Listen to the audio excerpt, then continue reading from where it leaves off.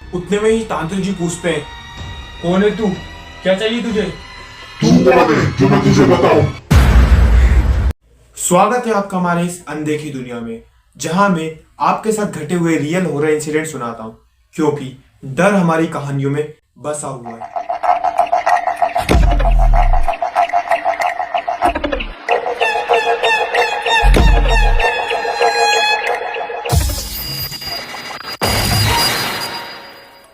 ये सच्ची घटना मेरी मम्मी के साथ घटी है। मेरी मम्मी मध्य प्रदेश के बीना शहर की है।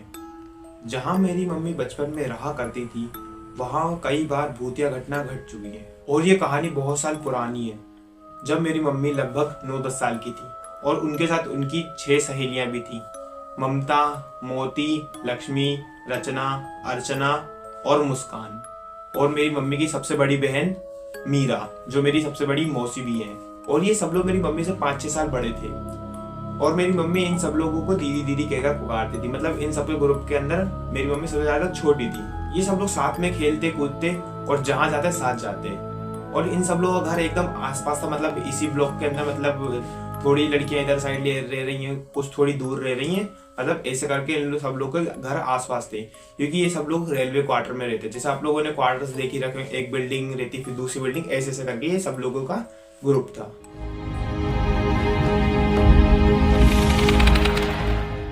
ये बात बहुत पुरानी है, लगभग 40 साल पुरानी। हर साल की तरह इस साल भी नवरात्रि का त्योहार था।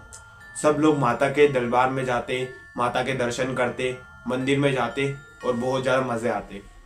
माता के दरबार में हर साल की तरह इस साल भी रामलीला का प्रोग्राम था और हर रात नए नए प्रोग्राम होते थे। कभी रामलीला, कहीं कुछ और कहीं कुछ, तो बहुत मजा आता। सब लोग जाते, देखने जाते और बहुत ज्यादा एंजॉयमेंट करते। धीरे धीरे 10 दिन कब निकल गए इन लोगों को कुछ पता ही नहीं चलता है, क्योंकि इतना ज्यादा अच्छा लग रहा था फेस्टिवल के टाइम पे माता के दरबार में अलग अलग झांकियां घूमने में। और दोस्तों, पहले के समय में हर कॉलोनी के अंदर माता जी नहीं बैठती थी, मतलब कुछ दूर दूर जाकर अपनी माता जी बैठती थी। अभी के समय में तो अभी हमारी कॉलोनी में, बगल वाली कॉलोनी में, हर जगह बैठती। पहले बहुत ज्यादा दूर दूर नहीं झांकियां बनती। मेरी मम्मी और उनकी सभी सहेलियां भंडारे के लिए रात के 8-9 बजे निकलते हैं और मंदिर से रेलवे क्वार्टर की दूरी लगभग अपनी 4-5 किलोमीटर रही हुई। वहाँ का रास्ता बहुत ज्यादा खराब था, वहाँ पे सड़क भी नहीं थी और वहाँ पे कुछ जगह पे लाइट थी और कुछ जगह पे लाइट नहीं थी, मतलब अंधेरा था बहुत ज्यादा। पर सभी सहेली साथ में दौड़ दौड़ कर जाते थे तो डर नहीं लगता था। जब मम्मी की सहेली माता के दरबार में पहुंचते हैं तब तक भंडारा चालू हो चुका था। तो फिर क्या, बाकी सब लोग जो सहेली लोग थी वो लोग पूरा झांकी घूमने लगते हैं और फिर उसके बाद भंडारा खाने बैठते हैं। तब भंडारे में हमारी पूड़ी, खीर और सब्जी थी। पहले के समय में बस इतना ही अपना भंडारे में हो जाता था। सब लोग कहने लगते जल्दी चलो, हमको बहुत ज्यादा देरी हो गई है, मम्मी पापा डांटेंगे हमें ज्यादा देरी हो गई तो, और अंधेरा ही हो ही रहा था। तो सब लोग जल्दी जल्दी दौड़ते दौड़ते निकलने लगते हैं। जैसा कि मैंने आपको बताया था, वो रास्ता बहुत ज्यादा डरावना टाइप था, बहुत ज्यादा अंधेरा हो रखा था वहाँ पे, और वो कुछ वहाँ पे खंडर टाइप की बिल्डिंग्स भी थी। फिर भी सारे लोग अपना हाथ पकड़ते और दौड़ दौड़ के आधे रास्ते में पहुंच जाते हैं। जब सब लोग देखते हैं कि सामने 3 औरतें खड़ी हुई हैं, जिन्होंने अपना एक दूसरे का हाथ पकड़ा हुआ है, और वो लोग रोड को घेरती हुई वहां पे खड़ी हुई हैं। तो सब लोग दूर से ही देख लेते हैं कि ये लोग की स्पीड थोड़ी मद्दी हो जाती है। दूर से उन लोग को हुलिया समझ में आता है कि इन तीनों ने सफेद साड़ियां पहनी है और इनका साफ साफ कुछ चेहरा नहीं दिख रहा, मतलब कुछ अंधेरा अंधेरा टाइप से दिख रहा है, और वहां से कुछ फुसफुसाहट की आवाज भी आ रही थी। सातों सहेलियां और मेरी मम्मी बहुत ज्यादा डरने लग जाते हैं। वो लोग उन्हें भगवान जी का नाम लेने लग जाते हैं, जय बजरंगबली, जय भोलेनाथ, ऐसे ऐसे करके नाम लेने लग जाते हैं और दौड़ दौड़ के उन औरतों के अगल बगल से निकलने की कोशिश करते हैं।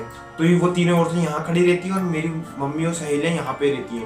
तो यहाँ से वो लोग भाग भाग के आते हैं और कहीं एक हाथ से निकल रहा है, नीचे से कोई साइड से निकल रहा है, ऐसे ऐसे करके सारे सहेलियां भागने लग जाते हैं। पर अचानक से क्या होता है, जो सबसे पहले भाग रही थी ममता, उसका पैर झटके से गिरता है और धड़ाम से नीचे गिर जाती है वो। और उनमें से जो 3 औरतों में से एक औरत रहती है ना, वो आगे आती है और वो ममता का हाथ पकड़ लेती है। ममता झटपट आके इसे करके हाथ छुड़ाती है और औरतों के बीच से फटाफट बहुत तेज भागने लग जाती है। जो बाकी सही लेते वो लोग थोड़ा और आगे पहुंच जाते हैं और वो लोग भगवान जी का नाम लेते कंटिन्यूसली भागने लग जाते हैं। तो ममता भी उनके साथ मिल जाती है और सब लोग बहुत तेज भाग भाग के अपने घर पहुंच जाते हैं। जब घर पे पहुंचे तब वो लोग अपनी चैन की सांस लेते हैं। जब घर पहुंचने के बाद वो लोग अपना चुपचाप जाकर सो जाते हैं, अपने घर वालों को कुछ नहीं बताते। जब सुबह होती है तो मेरी मम्मी बहुत ज्यादा डरी हुई रहती है। तो नानी पूछती बेटा क्या हो गया। तो मेरी मम्मी पूरी जानकारी दे देती रात वाली घटना की। और नानी पूछती है कौन थी वो औरतें जो तुम लोग का रास्ता रोक के रखी थी। तो मेरी जो बड़ी मौसी रहती है वो नानी को बताती है मम्मी जो अपने दूसरी कॉलोनी वो एक क्रिश्चियन आंटी रहती है ना, वही थी वो। और उनके साथ कोई 2 औरतें भी थी जिनने सफेद साड़ी पहन रखी थी, और क्रिश्चियन आंटी ने हमारी जो नॉर्मल सिस्टर वाली ड्रेस थी वो वाली पहन रखी। तो ये सुन के मेरी नानी बहुत ज्यादा डर जाती है। फिर मेरी नानी बताती है वो तो कुछ महीनों पहले ही जल के मर चुकी है। वहीं दूसरी ओर ममता की बहुत ज्यादा तबीयत खराब हो जाती है। उसको बहुत ज्यादा ठंड लगने लगती है, उसका बदन दर्द होने लगता है, पूरा मतलब ना सुनने की हालत में रहती है ना बोलने की हालत में रहती है। और उसके परिवार वाले समझ जाते हैं ये कुछ ऊपरी हवा का चक्कर है। तो उसके जो पापा रहते हैं वो फटाफट मेरी मम्मी के पास आते हैं कि बेटा क्या हुआ रात को, मतलब कैसा है। तो मेरी मम्मी भी पूरी बता देती है कि अंकल जी ऐसी ऐसी बात है, हमें वो 3 औरतें दिखी थी, पूरी बात बता देती है। तो अंकल जी पूरी बात समझते हैं और फटाफट ममता को लेके जाते हैं तांत्रिक जी के पास। जैसे ही ममता को उन तांत्रिक जी के पास लेके जाते हैं तो वो तांत्रिक जी पूरा समझ जाते हैं मैटर क्या है। तो तांत्रिक जी बोलते हैं काय हीर पुड़ी ली आई थी का। तो ममता मुंडी हिलाती है और बाबा जी ममता को एक ताबीज देते हैं और कहते हैं जाओ और कल 6 बजे सही समय में आ जाओ। सभी परिवार वाले बाबा की बात मानते हुए अपने घर जाते हैं और अगले दिन 6 बजे फिर से आते बाबा के पास।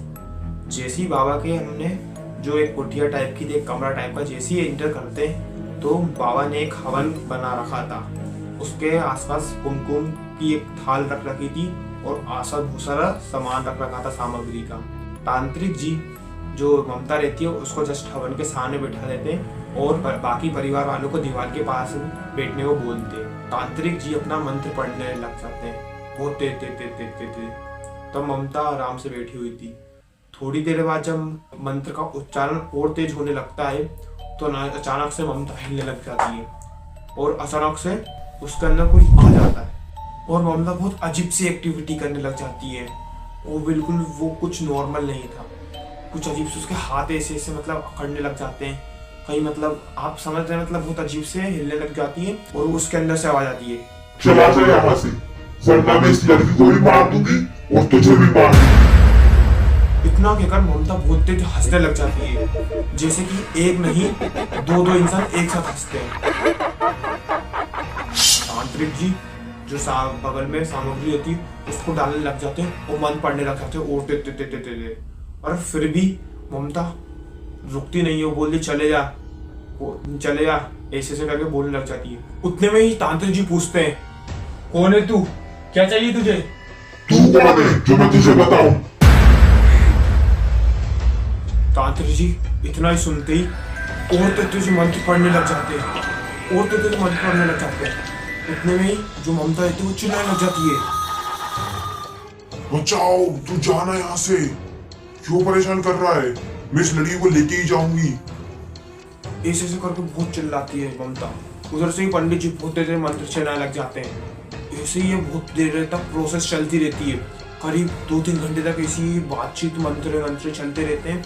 जब कुछ बात नहीं बनती है तब तांत्रिक जी बोलते हैं तू इस बच्चे की जान छोड़ दे, जो तुझे चाहिए मैं तुझे लाकर दे दूंगा, मैं तेरे से इस चीज का वादा करता हूँ। तो जो ममता रहती है वो बोलती है तो ठीक है, तू वादा करता है तो एक काली मुर्गी और 2 उसके चूचे उसी जगह पर लाके रख देना जहां पर इन लोगों ने मेरा रास्ता रोका था।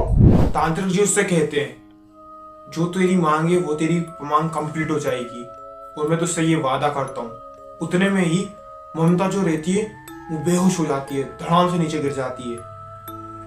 और तांत्रिक जी जो परिवार वाले रहते हैं उनसे बोलती है कि आप लोग समझ गए ना क्या करना है। तो उस घर वाले यही जैसा कि बताया गया था वैसा ही करते हैं और तांत्रिक जी ममता को एक ताबीज दे देते हैं जो उसको बोला था इसको कभी मत उतारना।